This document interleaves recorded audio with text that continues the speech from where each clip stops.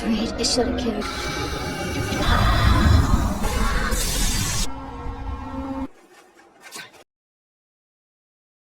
Movie की शुरुआत 21वीं सदी के अंत में होती है, जहां हमें दिखाया जाता है कि कुछ लोगों के जीन्स में कुछ प्रॉब्लम आ जाती है और शुरुआत में तो वो और लोगों के साथ ही रहते हैं, लेकिन बाद में उनको टेस्ट के लिए यूग्रिस नाम की कंपनी किसी जहाज से कहीं पर ले जा रही होती है। और तभी हम देखते हैं जिल बायोस्कोप नाम की नीले बालों वाली जवान लड़की वहां से भागने की कोशिश करती है, लेकिन गार्ड उसको जल्दी पकड़ लेते हैं। और फिर हम एक पिरामिड को देखते हैं जो शहर के ऊपर उड़ रहा होता है। पिरामिड के अंदर हॉरस नाम के देवता होते हैं और हॉरस को स्वर्ग के देवताओं ने विरोध करने के कारण सजा देकर वहां से निकाल दिया है, पर फिर भी देवता उसको पृथ्वी को देखने के लिए 7 दिन देते हैं, क्योंकि उसने भी पृथ्वी को बनाने में देवताओं की मदद की होती है। और फिर जैसे ही दूसरे देवता पिरामिड से बाहर चले जाते हैं, तभी बास्टेट और अनुबिस हॉरस को सलाह देते हैं कि वह अपना बचा हुआ समय ठीक से इस्तेमाल करे। और फिर जब हॉरस पिरामिड से बाहर निकलता है तो सेना के 2 हेलीकॉप्टर उसे बाहर आते हुए देख लेते हैं, पर हॉरस उन दोनों हेलीकॉप्टर को आपस में क्रश कर देता है। अब अगले सीन में हम देखते हैं कि यूग्रिस लैब के अंदर डॉक्टर एल्मा टर्नर जिल बायोस्कोप की असाधारण ताकत और खूबियों के कारण उसमें कुछ ज्यादा दिलचस्पी लेती है। और फिर एल्मा का सहयोगी जिसका नाम जैक टर्नर होता है, वो उसे जिल को ले जाने की अनुमति देता है, पर उसे अभी भी उस पर किए गए सारे टेस्ट की डिटेल्स रिपोर्ट में चाहिए होती है। अब उसके बाद एल्मा और जिल एक उड़ने वाली कार में बैठकर जा रहे होते हैं और रास्ते में एक स्क्रीन पर प्रोग्राम चल रहा होता है जिसमें चुनाव के बारे में दिखाया जाता है, और जिसमें एक महिला उम्मीदवार ने सेनेटर एलगॉट पर अफवाहें फैलने का आरोप लगाया है कि सेंट्रल पार्क में घुसपैठ क्षेत्र खतरनाक म्यूटेंट्स का एक बड़ा अड्डा है। पर वैज्ञानिक वहाँ पर पहले ही साबित कर देते हैं कि यहाँ एक समानांतर या अलौकिक दुनिया का प्रवेश द्वार है। और वो ये भी बोलती है कि ऑलगुड यूग्रिस कंपनी के साथ मिलकर इंसानों पर अवैध प्रयोग करने की साजिश कर रहा है। तभी ऑलगुड इस सभी आरोपों को देखकर बड़े परेशान हो जाता है, मगर वो ज्यादा परेशान शहर में हो रही लोगों की मौतों को लेकर होता है। और तभी जॉनस बोलता है कि उसने नोट किया है कि इंस्पेक्टर फोरेब जो ऐसे सामान्य मामले में विशेषज्ञ है, उनका सोचना है कि ये काम एक सीरियल किलर का है। फिर लिली लियांग ऑलवुड को बोलती है कि फोरेब तो एक मनोरोगी यानी कि पागल इंसान है, पर जॉनस बोलता है कि वो एक ईमानदार पुलिस वाला है। अब शाम होने के बाद फोरेब क्राइम सीन के पास पहुंचता है और देखता है कि हत्यारे ने अपने 5वें शिकार का दावा भी कर दिया है, और उसका सहयोगी जिसका नाम हॉक्सली है वो उसको बता देता है कि बॉडी दिखने में बाकी दूसरों की तरह अंदर से फटी हुई है। अब जैसे ही फोरेब बॉडी का निरीक्षण करता है, तभी अधिकारी एक गवाह को हेडक्वार्टर में लेकर जा रहे होते हैं, पर उनके पहुंचने से पहले ही वहां उनकी गाड़ी दुर्घटनाग्रस्त हो जाती है। पर गवाह बहुत ही पहले वहां से बाहर आ जाता है और एक बार की तरफ चला जाता है। अब वहां जाकर वो बारटेंडर से पूछता है क्या बार में कोई बीमार है, तो बारटेंडर बोलता है कि वो पूरी तरह से स्वस्थ है क्योंकि उसने अपने लंग्स और ब्लैडर को बदल दिया है। उसके बाद गवाह बिना कुछ बोले बार के अंदर चला जाता है, पर जैसे ही वो अपना पैर बाहर रखता है उसके सर से खून निकल आता है और जल्दी एक काला पंख गवाह के फेस पर आकर गिरता है। और फिर जल्दी हॉक्सली फोरेब को बताता है कि गवाह और अधिकारी की रहस्यमय तरीके से मौत हो गई है, और वो बोलता है कि ये मौतें उसको डायक्स दिनों की याद दिलाती है। दोस्तों, डायक्स उन जीवों को बोलते हैं जो हेड हंटिंग करते हैं, पर फिर फोरेब बोलता है कि वो जीव तो 30 साल पहले ही दंगों के बाद समाप्त हो गए थे। अब अगले दिन एल्मा जिल को उसकी यादों के बारे में सवाल करती है, लेकिन जिल बोलती है कि उसे कुछ भी याद नहीं है। फिर एल्मा ये खुलासा करती है कि जिल के शरीर को 3 महीने पहले ही बनाया गया है, और वे जिल को उसके ऊपर मेडिकल टेस्ट करने के लिए मना लेती है और उसे कार्ड देने का ऑफर करती है, जिससे वो वेस्टर्न हिस्टेरिया होटल में कानूनी तौर पर रह सकती है। अब एल्मा के क्लिनिक से बाहर जाने के बाद जिल एक रहस्यमय आदमी से मिलती है जिसका नाम जॉन होता है। वो उसे बताता है कि एल्मा ने उसे गिनी पिग बनाने के लिए ही नौकरी का ऑफर दिया है। फिर वो उसे एल्मा की जांच के बारे में बताती है कि उसने कहा कि उसका शरीर केवल 3 महीने का है और उसके कुछ अंग सही जगह पर भी नहीं है। अब उसके बाद जॉन उसे नौकरी के लिए हाँ करने की सलाह देता है, पर वो ये भी नोट करता है कि वो लंबे समय तक लड़की की देखभाल नहीं कर पाएगा क्योंकि उस जगह का वातावरण उसके लिए सही नहीं है। अब अगले सीन में हम देखते हैं कि शहर के ऊपर एक हिबरनेशन पॉड ग्लोबस नामक जेल अलग हो जाती है, और जैसे ये पॉड जमीन पर गिरता है ये दूसरे पॉड से टकराता है, जिसके कारण 2 और पॉड्स नीचे पुल पर गिर जाते हैं। और जब पुलिस पॉड निकालने के लिए पहुंचती है तो उन्हें पता चलता है कि उनमें से एक पॉड खाली है। और फिर कुछ ही देर में यूग्रिस के लोग आते हैं और अधिकारियों को गोली मार देते हैं। उन पुलिस वालों की लाशों को समुद्र में फेंकने के बाद वो 2 हिबरनेटिंग शवों को फिर से प्राप्त कर लेते हैं और वहाँ से भाग जाते हैं। अब थोड़ी देर बाद हॉरस एक बाज के रूप में ब्रिज पर आता है और बहुत से अधिकारियों को पॉड्स की जांच करते हुए देखता है। फिर उनमें से एक पुलिस वाले को पुल के बीच में एक जमा हुआ पैर मिलता है और वो उसे फोरेब को दे देते हैं। फिर हमें ऑलगुड को दिखाया जाता है और फोरेब उसे ये बताता है कि उसके 3 आदमी गायब हैं। और फिर फोरेब जमे हुए पैर को ऑलगुड को देता है और फिर वो बताता है कि वो अभी तक उस आदमी को नहीं ढूंढ पाया जो इसका मालिक है। फिर जल्दी हॉरस पुल के नीचे चला जाता है और निकोपोल को ढूंढने लगता है जो अभी भी अचानक हिबरनेशन से बाहर ले जाया जा रहा होता है। अब जैसे निकोपोल चार्ल्स बुलेरे की एक कविता पढ़ता है, हॉरस उसके शरीर के अंदर चला जाता है और एक बंद हुए ट्रेन स्टेशन पर तैरने लगता है। और फिर जब हॉरस उसका शरीर छोड़ता है तो निकोपोल उसको एक देवता के रूप में पहचानता है और सोचता है कि हॉरस को तो अभी तक मर जाना चाहिए था।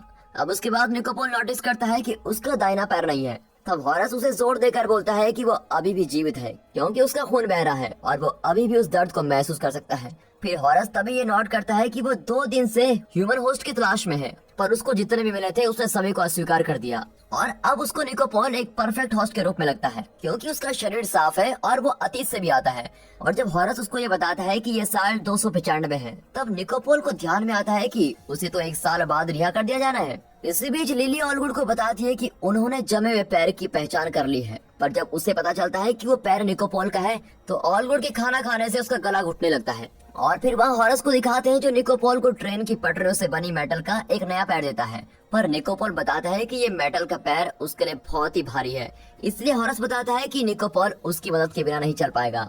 और फिर जैसे ही हॉरस उसके शरीर में प्रवेश करता है, निकोपोल सामान्य रूप से चलने लगता है। और फिर बाद में हॉरस को पता चलता है कि निकोपोल अभी भी अपनी अनुपस्थिति के दौरान भी शहर में विध्वंस आंदोलन को लीड कर रहा है। और फिर तभी अचानक से उसके पीछे एक होलोग्राफिक मैसेज आता है जो निकोपोल की आत्मा होने का दावा करता है और आम लोगों और म्यूटेंट्स को खून और आंसू बहाने से बचने को बोलता है क्योंकि यूगेनिस के लोग उनके खून और आंसू को एक बारूद के रूप में इस्तेमाल कर सकते हैं। फिर अगले सीन में हम देखते हैं कि जल्द ही जिल वेस्टर्न हिस्टेरिया होटल में पहुंच जाती है और एल्मा के द्वारा तैयार किए गए फिजिकल एग्जाम देना शुरू कर देती है। और फिर फिजिकल एग्जाम के बाद एल्मा संचारक के माध्यम से जिल को फूड टेस्ट के साथ आगे बढ़ने के लिए कहती है। जिल जब टेलीविजन चालू करती है तो उसे इस खबर का पता चलता है कि ऑलगुड भी पिरामिड के निवासियों के साथ बात करने के लिए प्रतिमंडल में शामिल होगा। और तभी एक दूसरे समाचार रिपोर्ट से पता चलता है कि 12 लोगों ने घुसपैठ क्षेत्र में अंदर आने की कोशिश की है, लेकिन कोई भी बच नहीं सका।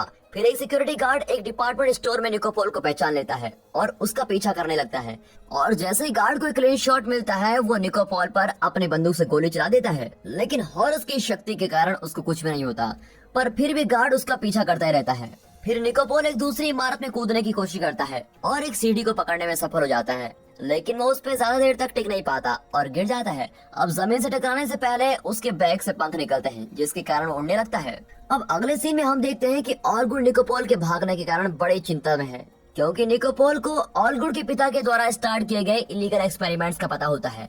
अब लिली को दिखाते हैं जो ईगुनिस की एजेंट होती है। वो सोचती है कि अगर निकोपोल ने उसके इस रहस्य को उजागर कर दिया तो ये उसकी कंपनी के लिए गंभीर समस्या पैदा कर सकता है। इसीलिए वो जैक की एक प्रयोगशाला में जाकर उससे एक हंटर डायक नाम के शिकारी से निकोपोल को मारने के लिए कहती है। अब बाद में हॉरस निकोपोल को नीले बालों वाली महिला को खोजने के लिए एक बार में जाने को बोलता है और उसी समय जिल एल्मा की लैब में होती है, पर जिल अपनी टेलीपैथी एबिलिटी से अनुमान लगा लेती है कि एल्मा उसको क्या सवाल पूछने वाली है और उसे पता चल जाता है कि एल्मा जानना चाहती है कि क्या उसने फूड टेस्ट ठीक से किया है।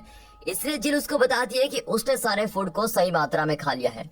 तभी क्लिनिक से बाहर जाते समय जिल ये नोटिस करती है कि उसका रियलिटी को देखने का नजरिया बढ़ता जा रहा है, इसलिए वो अपने दिमाग को बरकरार रखने के लिए एक नीली गोली ले लेती है। और फिर जब जिल बाहर में आती है तो वो तुरंत निकोपोल का ध्यान अपने तरफ आकर्षित करती है। हालांकि फिर वो सीधे एक गुप्त कमरे में जाती है जहाँ पर उसे एक स्पेस सूट मिलता है जो उसका इंतजार कर रहा होता है। अब स्पेस सूट पहनने के बाद वो बाहरी अंतरिक्ष में चले जाते हैं जहाँ पर उसका सामना जॉन से होता है। और फिर एक आदमी उसको बताता है कि उसने जिल को 3 महीने पहले इंट्रूजन जोन में देखा था और वो उसको ये भी बताता है कि जो नीली गोलियां वो ले रही है वो उसके पास्ट को मिटाने के लिए है ताकि वो अपने ध्यान को लक्ष्य से हटा ना सके। फिर जॉन उसको बोलता है कि अब पृथ्वी ही उसका नया घर होगा, लेकिन वो यहाँ नहीं रह सकता क्योंकि वो अपने साइकिल के एंड में है।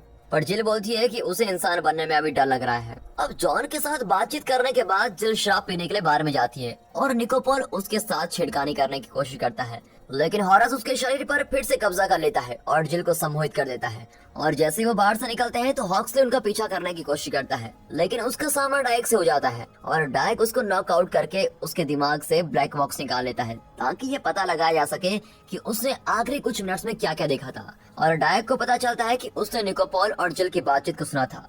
निकोपोल का दिमाग अभी भी हॉरस के कंट्रोल में होता है और वो उसे अपने होटल के रूम में लेके जाता है जहाँ हॉरस निकोपोल की बॉडी का यूज करके उसके साथ जबरदस्ती संभोग करता है।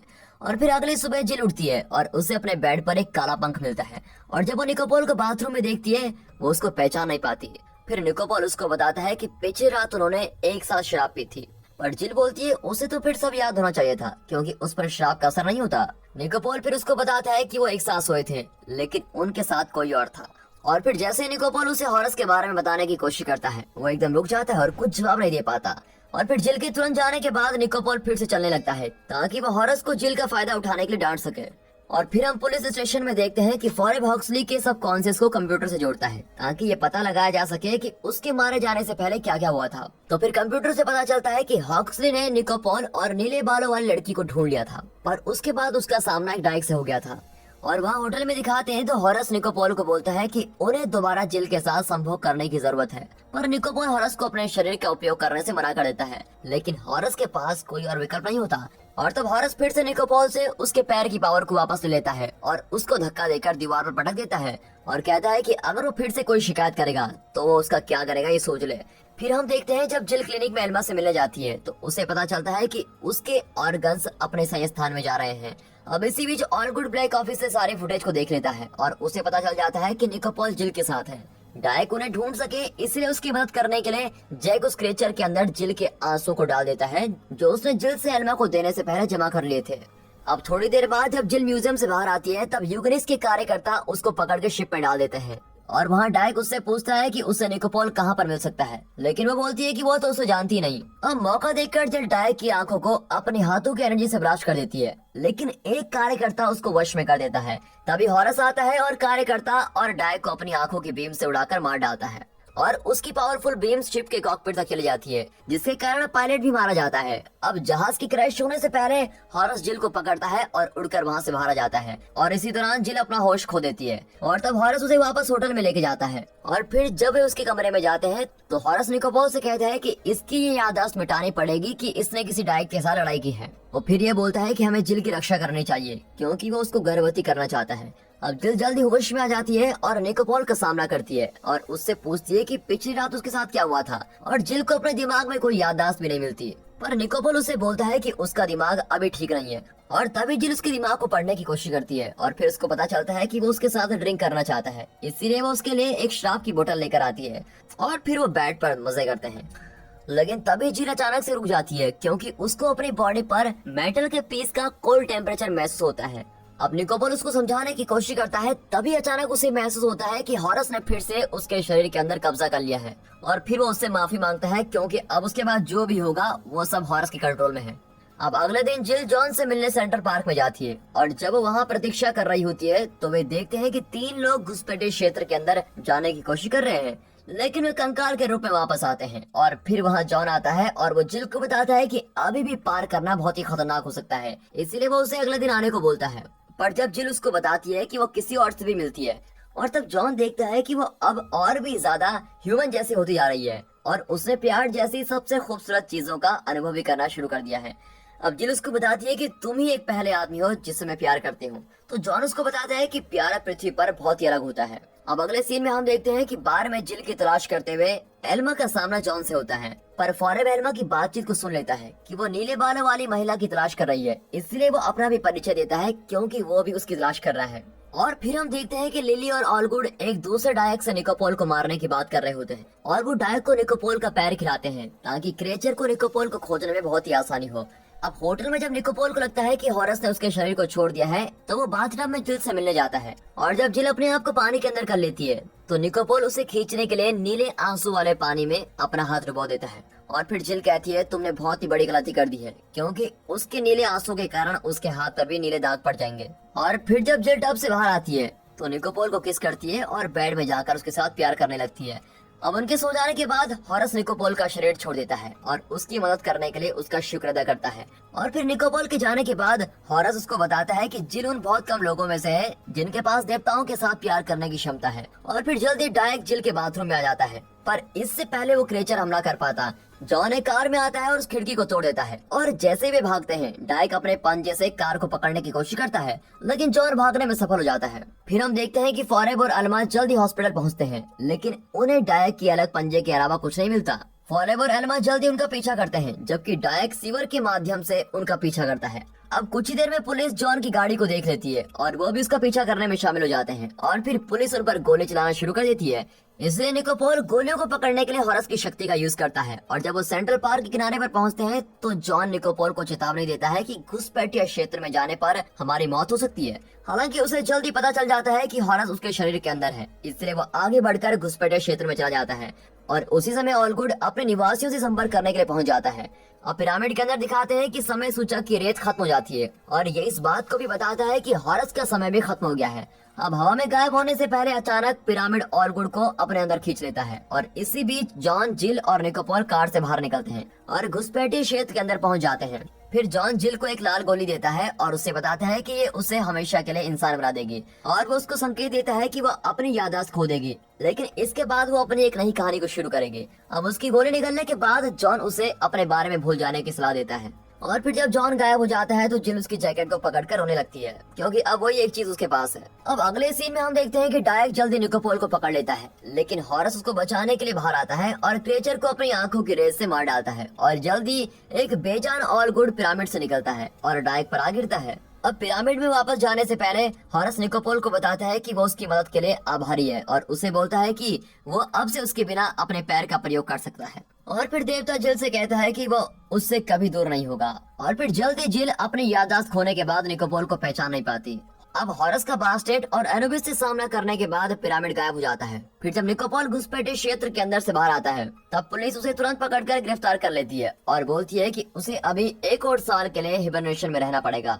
अब एक साल बाद निकोपोल हिबरनेशन से बाहर आता है और जिल के बारे में पूछने के लिए एल्मा से मिलता है, तो फिर एल्मा उसको बताती है कि वो पेरिस में है। तब निकोपोल वहाँ पर जाता है और देखता है कि एफएल टावर में जिल अपने बच्चे के साथ आराम कर रही होती है और जैसे ही वो उस बच्चे को देखता है तो वो अचानक से एक बाज में बदल जाता है और आकाश में उड़ने से पहले उसके हाथ में बैठ जाता है।